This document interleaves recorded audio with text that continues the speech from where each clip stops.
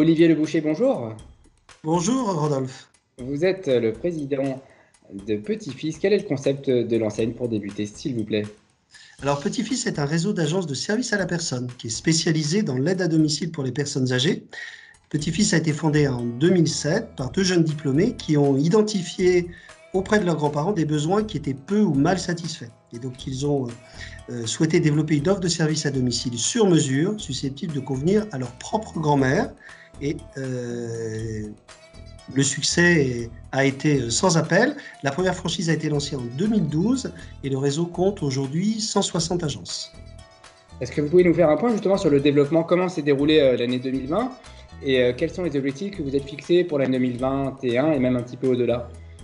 Alors en 2020, ça c'est bon, on a vécu comme bien d'autres la crise sanitaire qui s'est en fait globalement assez bien passée. Pourquoi? Parce que nous sommes juste une activité essentielle.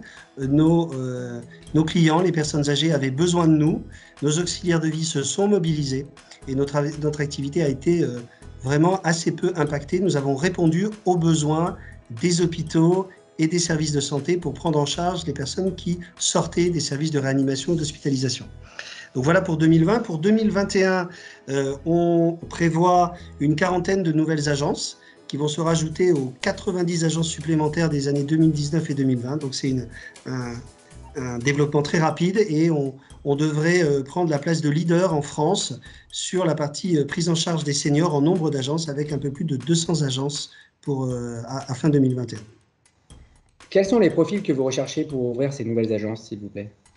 Nous recherchons des entrepreneurs polyvalents, avec des qualités en gestion, en organisation, en management, au niveau commercial aussi, parce qu'il fallait faire ce lien avec les prescripteurs médecins et professionnels de santé. Par contre, nous ne demandons pas de connaissances préalables du secteur des services à la personne ou du médico-social. Nous nous chargeons de la formation des franchisés sur ce point. Ensuite, il faut que le franchisé adhère à nos valeurs, s'occuper de nos clients avec la même exigence que s'il s'agissait de nos propres grands-parents. Alors, déjà pour la sélection des candidats, ce sont de nombreux entretiens avec à la fois notre directeur du développement, mais aussi notre équipe de direction, pour s'assurer qu'on se comprend bien sur les enjeux et que le franchisé sera en situation de réussir, ce qui est essentiel pour nous.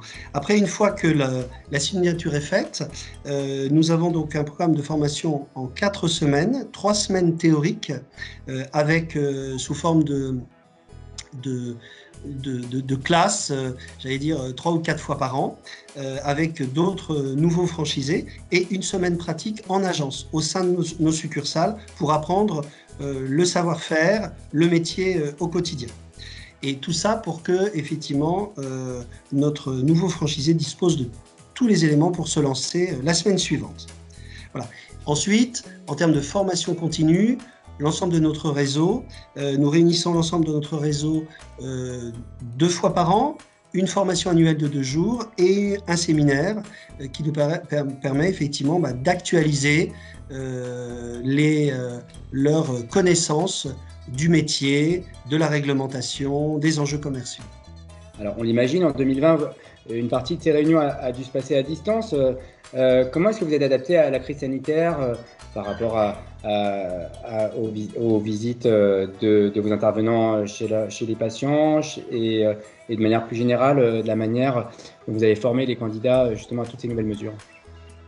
Alors, déjà pour nos clients, effectivement, il était essentiel qu'on reste très mobilisé vis-à-vis d'eux. Donc, notre première priorité, ça a été d'équiper nos auxiliaires de vie en gel hydroalcoolique, en masque, en gants, en tablier. Donc ça a été fait très très vite au mois de mars, ce qui nous a effectivement permis de répondre aux besoins de nos prescripteurs et de pouvoir continuer à intervenir en sécurité, ce qui a énormément rassuré à la fois les personnes aidées, mais aussi leurs familles. Donc ça, c'était notre première grande priorité.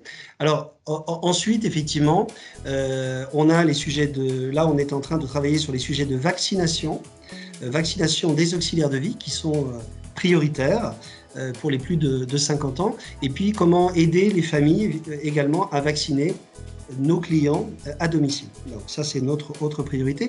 Concernant les franchisés et la partie de la formation, effectivement, on a à la fois la formation des franchisés, mais aussi l'ensemble de nos process. Il a fallu qu'en quelques jours, nous transformions des process qui restaient des process très humains. On est dans un métier de l'humain, de la relation. Comment les digitaliser en quelques jours, quelques heures. Voilà. Donc ça a été un très très sportif pour le franchiseur et pour chacun des franchisés. Mais nous avons réussi à le faire et on a pu continuer à ouvrir sans aucun jour d'arrêt, malgré l'ensemble de ces confinements. Olivier Leboucher, je vous remercie. Aimeriez-vous ajouter un dernier mot, un mot de conclusion?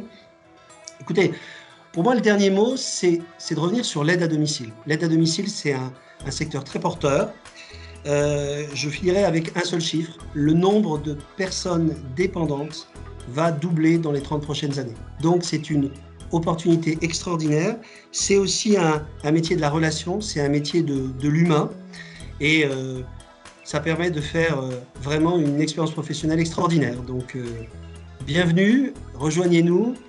On ouvre encore une fois une quarantaine d'agences cette année et on veut en ouvrir 150 de plus dans les années qui viennent. Donc, vous êtes les bienvenus. Olivier Leboucher, je vous remercie. Je rappelle que vous êtes le président de Petit-Fils. Merci bien.